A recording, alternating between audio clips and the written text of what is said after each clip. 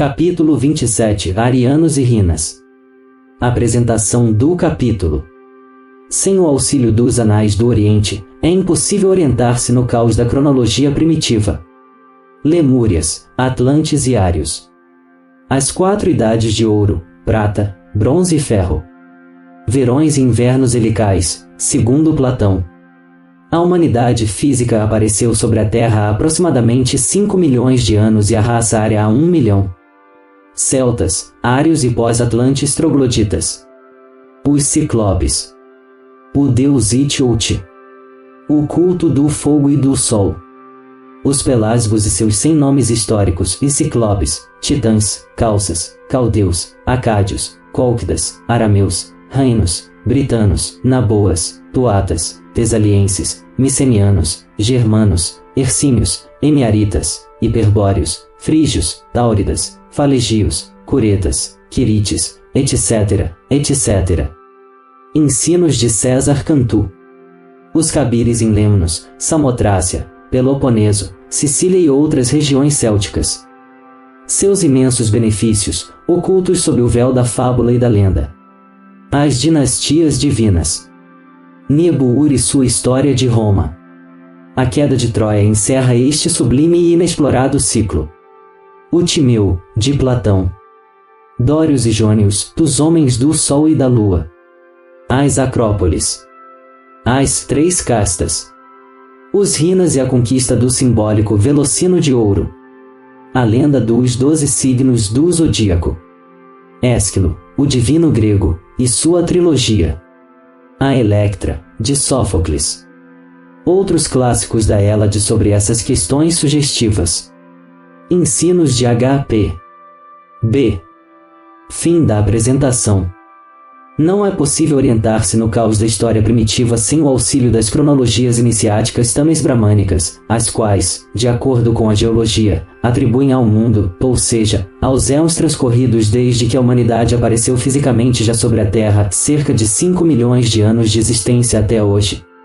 Primeiramente, desenvolveu-se a terceira raça raiz ou Lemur, Idade de Ouro, em direção às regiões atualmente ocupadas pelo Pacífico, a qual, por terremotos e erupções, verão heliacal de Platão, afundou-se há mais de 1 milhão de anos em números redondos, e por então a quarta raça raiz, ou dos Atlantes, Idade de Prata, alcançou a apoteose de seu esplendor, ao mesmo tempo em que nascia nas mesetas centrais da Ásia ou Ariana, a quinta raça raiz, que é a nossa ou área. Dada a correlação da filogenia e da ontogenia, é observável que com estas 3 raças troncais, mãe, filha e neta, aconteceu como ocorre entre os homens, a saber, que quando a mãe declina, a filha chega à plenitude de seu desenvolvimento, e a neta nasce. Por isso, os ários começaram a se espalhar pela Terra antes que se iniciassem as sucessivas catástrofes, inverno heliacal de Platão, que sepultaram a Atlântida, há 800 mil anos, com a separação do continente Atlântido que depois foi Eurásia, África e América, constituindo seus restos as 2 enormes ilhas de Ruta e Daitia, ou da Boa e da Mamagia, há 200 mil anos, com o afundamento destas ilhas, permanecendo apenas a de Poseidon ou Netuno em frente a Gades, e há cerca de 11 mil anos com o desaparecimento desta última ilha, lembrada já nas tradições populares com o nome de Dilúvio Universal. Assim, os ários espalhados pelo mundo há 1 milhão de anos, repetimos, tiveram uma idade de ouro nos últimos tempos lemúrios, uma de prata, durante a apoteose Atlante, uma idade de cobre, mais ou menos correspondente aos últimos tempos do continente submerso, e uma idade de ferro, enfim, que se diz ter começado há cerca de 5 mil anos, quando o Avatar Krishna, cumprida sua missão, desapareceu da Terra, deixando lugar para seu discípulo Arjuna o Rina do Mahabharata, que já vimos aparecer em todas as regiões do mundo com os 1000 nomes relacionados ao de Hércules, que é o que principalmente lhe foi atribuído na Europa. Ao desaparecer a Atlântida, ficaram, pois, 2 grandes tipos de homens, como começam a pressentir os estudos paleontológicos, os trogloditas, pessoas atlantes que tinham caído na mais atroz barbaridade, conforme a ciência do Ocidente tem descoberto seus restos nas cavernas, e outros, os pelasgos, dos vascos do mar, por assim dizer, que desde as primeiras manifestações da catástrofe iminente foram se transferindo ou retornando para as regiões orientais, das quais eram originários, e daí a Tradição universal do êxodo do boi e da vaca sagrados, ou do jardim das Hespérides, Poseidon, através de toda a Europa meridional e pelo Bósforo, o condutor da vaca em direção a Cólquida, Armênia, onde se diz que parou a Arca de Noé, ou seja, o mencionado culto iniciático do Ararat, ou das montanhas arianas, de onde nascem, junto com outros rios, o Tigre e o Eufrates. Esses pelasgos ou ario-atlantes do Ocidente recebem um nome diferente em cada uma das regiões do mundo para onde se espalharam. Por ainda terem o olho da intuição aberto, como depositários que eram mais ou menos das verdades iniciáticas, foram chamados de ciclopes, e suas construções gigantescas foram chamadas de ciclópicas, das quais ainda existem impressionantes restos em toda parte, desde a Pensilvânia norte-americana até o Oxus e o Aral, passando pela Europa e África, lírios e titãs, do deus Itiot, o Hércules, que os comandava e sobre quem há muito mais informações do que se pensa, calças ou caldeus. Tanto por sua origem pré-atlante no país de Calças, para onde retornavam, como por conhecerem o cobre, Calças, e por se desenvolverem em uma era de franca decadência, que do cobre, não do ouro ou da prata, recebeu seu nome, Acádios, pessoas de Aca Larentina, por assim dizer, por conhecerem a navegação e terem atravessado o mar com seus líderes redentores, como vimos nos capítulos anteriores, Arcádios, por corrupção de Acádios, ou pela arca ou nave simbólica que os recorda, ainda hoje, onde quer que haja um único vestígio deles, Cólquidas, ou Cólquidas, como corrupção da palavra calces, conhecimento da numeração, da escrita hieroglífica hierática e simbólica, cabala, etc., como também vimos no capítulo anterior, pois é sabido que ainda hoje em línguas como o inglês a sílaba ou, todo, se lê 011, arameus ou arimanos, como homens arianos, odiados e feitos diabos pelos parsis posteriores, druidas, por seus sacerdotes iniciados e por seu culto ao fogo, ou seja, ao sol, à pureza. A verdade sepultada na catástrofe, Ara ou Raia Ares, como foi mencionado em diferentes partes deste mesmo livro, Harmonicus, talvez por seu conhecimento e alto conceito da harmonia universal, Janus, por seu Inca, condutor ou sacerdote rei, Tiao, Tão, Janus, etc., bretones ou britanos, de Brig, a raiz ariana de aquele que brilha, aquele que reluz, ou seja, sempre e para sempre o sol, em seus 4 sentidos, e físico, psíquico, mental e espiritual, menfires ou menires, por ser homens ocidentais, de Fir, Rif, Ocidente, ou mais especificamente por seu culto ao fogo, Fire, em inglês, ainda, sendo os menhires ainda chamados de pedras de seus sepulcros, Narroas, Nahuales no México e em certas partes da Arábia, Síria, etc., de Nebo, a sabedoria iniciática, Tuatas de Dana, pelas mesmas ou semelhantes razões, já mencionadas em outro lugar, sumerianos, de Surja, o Sol, em Babilônia e Nínive, Tihuanascos ou Tihuanacos, no Peru, tesalienses primitivos, possivelmente pelo retrocesso de suas peregrinações, Mineanos, pela colonização na ilha de Creta, e Micenianos, por colonizações semelhantes na Ásia Menor e Grécia, Germanos, pelo deus Hermes, Toto ou Odin, Hercinius, de Irda, a Mãe Terra, Sabeus, por sua própria sabedoria nas coisas celestes e terrestres, Emiaritas ou Homeritas, por seu duplo caráter ariano, de origem e atlante, de sua época e país de colonização, Camitas, pelo instrutor Can, Ran ou Rano, Hiperbóreos, pelas regiões onde os gregos os conheceram e pela Ilha Branca, além do Bóreas, de suas mais excelsas e secretas tradições iniciáticas da primeira raça raiz, Pitris lunares da doutrina secreta, Axianos ou inacessíveis no conceito Gina, Frígios, da deusa Frica, Lua ou Diana Lunus escandinava, Misios ou enviados para salvar a humanidade troglodita de sua ruína moral e física definitiva, Tauridos, por seu conhecido culto mitraico, que passou a dar nome à célebre cordilheira armênia, Falegios, como eternos cometas humanos. Peregrinos ou errantes, Curetas e Quirites, por seus feitos quiratários, Quiris, lança, raio de sol e por suas caurias ou corias, Enios ou Aunios, por seu Enéas, Enos, Enosh, Jano ou Noé, etc., etc. Nota explicativa. O que diz respeito a essa jornada pode ser visto em indigentes do outro mundo.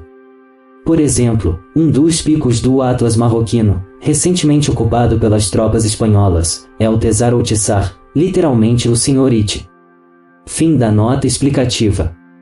Se o leitor considerar algumas dessas deduções como duras, ousadas e até mesmo violentas, responderíamos com esses parágrafos de um historiador tão pouco adepto dessas coisas teosóficas quanto César Cantu, que, ao falar dos primeiros habitantes da Grécia, confessa o seguinte: os parênteses são nossos, não pode haver dúvida de que sob o nome de Pelasgos estavam incluídos muitos e diversos povos, e daqui provém o aspecto distinto com que se apresentaram, aparecendo na Itália como propagadores das artes e da civilização, enquanto na Grécia nos são pintados como pessoas de extrema rudeza, a quem Feroneu, o feroer cabalista, hálito sefirotal ou emanação, filho de Naco, Ungina, foi o primeiro a ensinar a fabricar casas, fazer uso do fogo e governar-se como homens racionais. No entanto, os fatos, usando uma linguagem muito diferente, demonstram que os Pelasgos, raça tão benéfica quanto desprezada, levaram à Grécia não apenas esta ou aquela arte, mas um sistema completo de ensinamentos religiosos, artes e literatura. A áspera língua dessa raça, mais análoga ao latim do que ao grego, foi preservada no dialeto eólico. Os Pelasgos também ensinaram um método de escrita, cujo uso era comum antes da chegada à Grécia do fenício Cadmo. Estabelecidos na Tessália, a cultivaram da maneira mais sábia, e, práticos em metalurgia, trabalharam nas minas em Samotrácia, da cidade dos Cabires Rinas, em Lemnos e na Macedônia, assim como fizeram os ciclopes do Peloponeso, Trácia, Ásia Menor e Sicília, os quais penetravam nas entranhas da terra com uma luz na testa, luz que originou a fábula de que tinham apenas um olho. Sua ocupação e ciência especial era abrir canais de drenagem, construir diques para conter as inundações dos rios e dar saídas subterrâneas aos lagos. Levantaram também muitas fortalezas, que em sua língua eram chamadas Larisa, de lã, espírito, nome apelativo que depois veio a ser próprio, e na Arcádia, Argólida, Ática, Etrúria e Lácio se observam restos de suas construções, que talvez sejam as mesmas que as ciclópicas. Dera, também, uma certa forma de culto, o culto sem templo ao Deus sem nome, aos povos que não tinham mais do que práticas grosseiras de religião, sem tradições mitológicas. Em Dodona, tinham a floresta sagrada, onde, do alto de uma coluna, profetizava a pomba, ou onde as azinheiras pronunciavam oráculos. O centro de seus ritos era Samotrácia, consagrada ao culto dos Cabires. Os benefícios que trouxeram ainda são descobertos através do véu da fábula. Nas encostas do Olimpo, do Helicon, do Pindo, naquela Arcádia onde a raça pelásgica se conservou pura e livre de invasões conquistadoras, os gregos colocavam a origem da religião, da filosofia, da poesia e da música. Nas margens do Peneu, Apolo pastoreava seus rebanhos e Orfeu amansava as feras, e em Beócia, Anfíon construía as cidades com sua lira, ou seja, exercia as artes da imaginação para difundir a cultura, que deu à Grécia aquele caráter que jamais perderia. Assim, Oleno, Tamires e Lino, provenientes daquela raça e país, fomentaram com seus cantos o sentimento religioso, celebraram as primeiras façanhas dos helenos, os dissuadiram dos sacrifícios humanos e dos ódios hereditários, instituindo cerimônias em honra aos deuses e divulgando ideias superiores aos interesses materiais. Os reinos de Argos e Sicyona, os mais antigos da Grécia, foram fundados pelos Pelasgos. Pelásgicas eram as dinastias de Tebas, da Tessália e da Arcádia, e a elas deviam sua fundação Tirinto, Micenas e Licosura, reputada como a cidade mais antiga da Grécia e das ilhas. Nota explicativa. Os desafortunados, melhor dizendo, não foram os daquela nobre raça gina, instrutores dos homens pós-atlantes, mas sim estes últimos, cuja barbaridade perdura até hoje sob a máscara de civilização, terrível karma das ingratidões sem fim cometidas contra eles. Como a própria palavra fenícia vem de palma, ou seja, dos caracteres escriturários em olgas ou mágicos, dos quais já falamos em capítulos anteriores. Fim das nota explicativa. O mesmo Dardano, fundador de Troia, era originário de Samotrácia, a ilha sagrada dos Pelasgos Tirrenos. Mas aos Pelasgos aconteceu o que acontece a muitos homens destinados a serem infelizes. Orfeu é despedaçado pelas mulheres da Trácia, os habitantes de Aquilea apedrejam os focenses prisioneiros, as mulheres de Lemnos assassinam seus maridos, em seguida, os helenos que os sucedem, depois de vencê-los, não pela coragem, mas pela inexorável lei dos ciclos que trazem o outono e o inverno após a florida primavera, querem difamá-los, e, guerreiros como são estes, desprezam aquela raça agricultora e industrial, atribuem-lhe falsamente ritos sangrentos e sacrifícios de vítimas humanas. para alimentar o fogo, adorado por ela como misterioso agente de todas as artes. A Tessália, a Lícia, a Beócia, são tidas como asilo de magos, e sua ciência, por mistérios torpes e espantosos. Arremessados os pelasgos da Tessália, foram reduzidos à Arcádia, também chamada Pelasgia, e ao pequeno território de Dodona, de onde alguns foram para a Itália, outros foram para Creta, para lá experimentar novos desastres, e os que ficaram no país se misturaram com os vencedores e perderam seu nome. Igualmente, ponto por ponto, ocorreu com os reais ou verdadeiros pelasgos do Apenino, aos quais alude Tito Livio, uns, como montanheses, de Orus, montanha sagrada, e outros, como procedentes da Arcádia, levados por Hércules. Estrabão os classifica em oscos, vascos ou espanhóis, arúncios, tarianos posteriores, sabinos ou sabeus, caldeus, umbros, nórdicos e ausonios, meridionais. Sófocles canta a todos esses jaínos, em uma tragédia perdida, como enótrios, de Enéas, lígures, procedentes da primitiva Licosura, quando não fundadores dela, e tirrenos. Suas cidades ciclópicas mais célebres foram Mefila, Samauluna, Vésbola, Trébula, Velabrum, Palatium, Issa, Tiora, Tauria, Córsula, Lista, Marruvium e Orvimum, e a Etrúria italiana, em homenagem a eles, foi denominada Terra Saturniana ou Terra Jaína. Por último, para não cansar mais, a importância dessas pessoas ginas está pintada com um único traço, a saber, o de Niebuhr em sua História Romana, quando diz, os pelasgos não eram um bando confuso de pessoas vagabundas, como alguns os descrevem, mas sim nações estabelecidas em terras próprias e florescentes, gloriosas já em um tempo muito anterior ao conhecido pelos escritores gregos, e tenho plena convicção de que houve um tempo em que os pelasgos constituíam a população mais numerosa da Europa, desde o Arno até o Pó e o Bósforo, e é notável que em todas as tradições primitivas, por mais antigas que sejam, sempre se encontram os pelasgos no apogeu de seu poder, embora a história os apresente já em sua declinação e decadência. Júpiter havia posto na balança seus destinos e os dos povos gregos, e o prato dos pelasgos foi vencido, como sempre é o dos pais quando se retiram discretos para deixar passar a uma vida e a um mundo melhores e deixar em liberdade e em sua própria responsabilidade aos filhos. A queda de Troia era o símbolo de sua história toda. Tem estes autores sobrada razão, a queda de Troia inicia verdadeiramente o período histórico ou propriamente humano com todas as suas desditas, começando um tristíssimo crepúsculo que fora depois noite cerrada com essas três grandes catástrofes ocultistas que militarmente até fizeram desaparecer os mistérios iniciáticos, a de Alexandre, no Oriente, a de César, no Ocidente, e as de Cortês e Pizarro, no continente americano, preservado durante a Idade Média de um modo tão gina. Veremos lucir uma nova aurora após a despedida dessa horrenda noite com nossa grande guerra?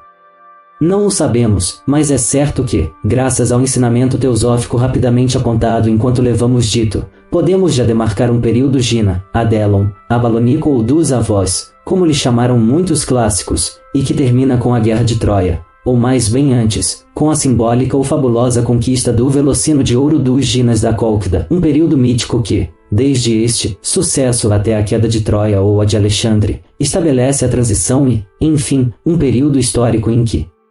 até mesmo a existência daqueles emiaritas, protetores e protegidos, ou ginas iniciados nos mistérios, é negada como a maior das quimeras, e isso em nome de uma pretensa ciência histórica que jamais pode autorizar, na verdade, tamanho absurdo, a todas luzes desmentível e desmentido.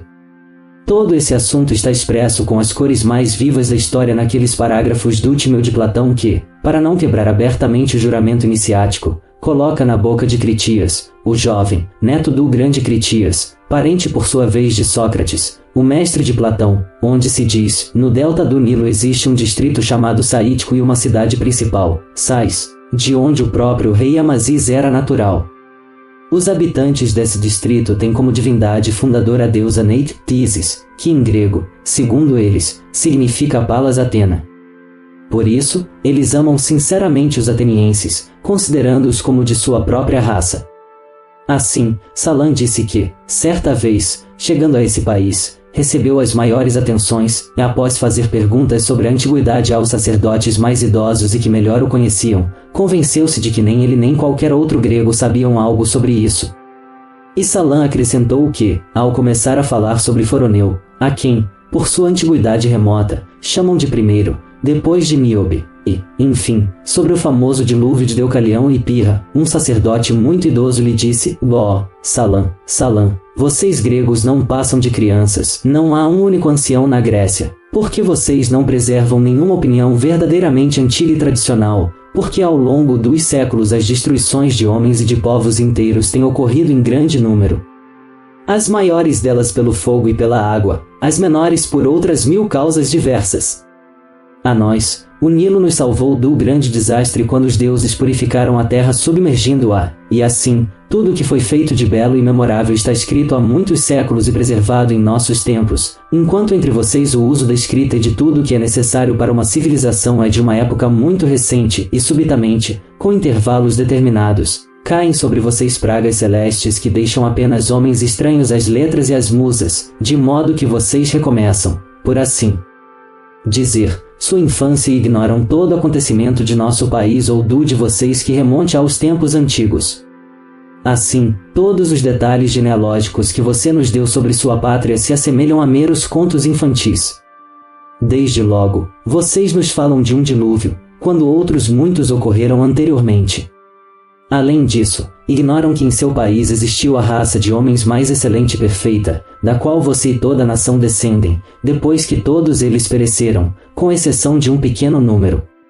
Vocês não sabem disso, porque os primeiros descendentes daquela raça morreram sem transmitir nada por escrito durante muitas gerações, pois, antes da última destruição pelas águas, esta mesma República de Atenas, que já existia naquela época, era admirável na guerra e se destacava em tudo pela prudência e sabedoria de suas leis, assim como por suas ações generosas, contando, enfim, com as instituições mais belas de que jamais se ouviu falar sob os céus.